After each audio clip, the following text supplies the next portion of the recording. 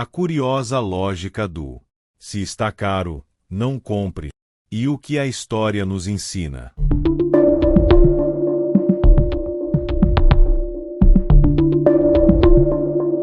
Recentemente, uma declaração bastante curiosa e polêmica chamou a atenção dos brasileiros. Se você desconfia que algo no mercado está caro, você não compra.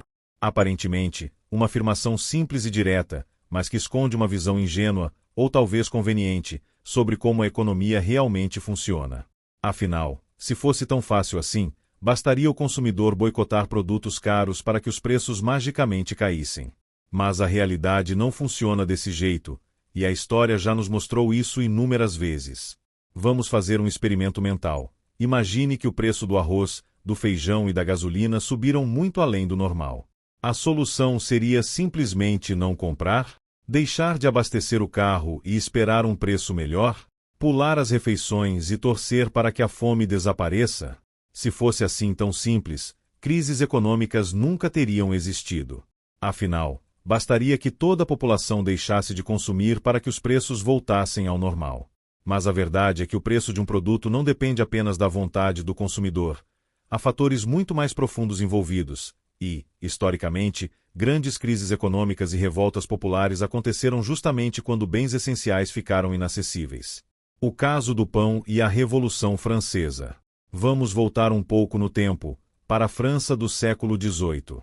Naquela época, o pão era o alimento básico da população, assim como o arroz e o feijão são para os brasileiros hoje. Quando os preços do pão dispararam devido a uma crise de abastecimento, a população se revoltou. Não era uma questão de, está caro, então eu não vou comprar. O problema era que as pessoas precisavam comprar, e simplesmente não podiam mais pagar. O descontentamento aumentou até explodir na Revolução Francesa, um dos eventos mais marcantes da história. Maria Antonieta, rainha da França na época, teria dito a famosa frase: "Se não tem pão, que comam brioches." Uma demonstração de desconexão total com a realidade do povo, semelhante à ideia de que o brasileiro pode simplesmente escolher o não comprar algo caro. O que aconteceu depois?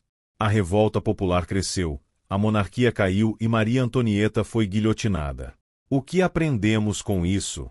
Que preços altos em itens essenciais não são apenas um detalhe econômico, eles são uma questão social e política que pode mudar o rumo da história.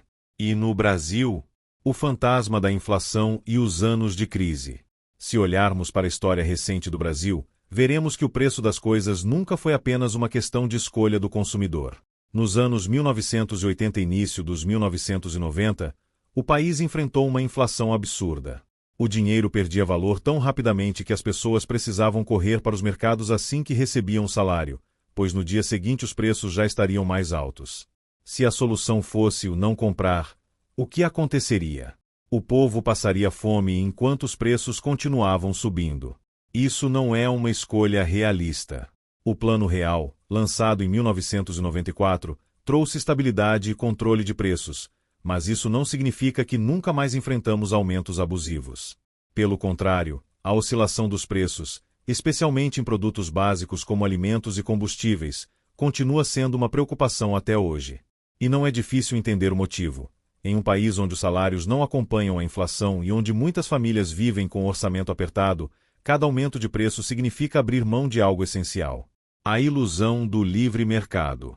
A teoria por trás da frase, se está caro, não compre, parte de um princípio econômico chamado lei da oferta e da demanda. De acordo com essa lógica, se um produto tem um preço muito alto e ninguém o compra, os vendedores são forçados a baixar o valor para atrair clientes. Parece bonito na teoria, mas na prática isso só funciona quando há concorrência de verdade e quando estamos falando de produtos não essenciais. Agora pense, se todas as marcas de arroz estão caras, se todos os postos de combustível aumentaram os preços da gasolina e se todas as contas básicas, como energia e água, subiram, o consumidor tem escolha? Ele pode realmente decidir não comprar? A resposta é óbvia: não, ele não pode. Além disso, há um outro detalhe importante: os mercados nem sempre funcionam de maneira justa. Grandes empresas controlam setores inteiros da economia, criando oligopólios, um cenário onde poucas empresas dominam o mercado e determinam os preços, sem dar ao consumidor a opção de encontrar alternativas mais baratas. Ou seja, a A ideia de que basta não comprar para que os preços baixem ignora que, em muitos casos, os preços são definidos por grupos que têm o poder de manter os valores altos independentemente do que os consumidores façam. Crise de 2008, quando o mundo pagou a conta da ganância. Outro exemplo interessante vem da crise financeira de 2008. A bolha imobiliária nos Estados Unidos fez com que milhões de famílias perdessem suas casas e suas economias. O curioso: a crise não foi causada pelos consumidores, mas sim pelo comportamento irresponsável dos grandes bancos, que lucraram bilhões antes do colapso. O que aconteceu depois? O governo precisou intervir e salvar os bancos, enquanto o povo ficou com a conta. Isso nos ensina algo importante: não é apenas o consumidor que determina os preços e as regras do jogo. Muitas vezes, os maiores responsáveis pelos problemas econômicos são justamente aqueles que têm o maior poder de influência sobre o mercado. O que isso significa para nós hoje? Se hoje você entra no mercado e percebe que os preços estão altos, não significa que você pode simplesmente escolher o não comprar. A maioria das pessoas precisa continuar consumindo, porque estamos falando de produtos essenciais. E o mais curioso nisso tudo é que essa lógica não é aplicada a todos. Grandes empresários, corporações e mercados que aumentam preços raramente são questionados, mas o consumidor, que está pagando a conta, é quem recebe o conselho de: se não pode pagar, não compre. Parece conveniente, não acha? O poder do povo e a mudança real. A história mostra que, quando os preços ficam insustentáveis, a insatisfação popular cresce. E, quando isso acontece, mudanças políticas e econômicas acontecem também.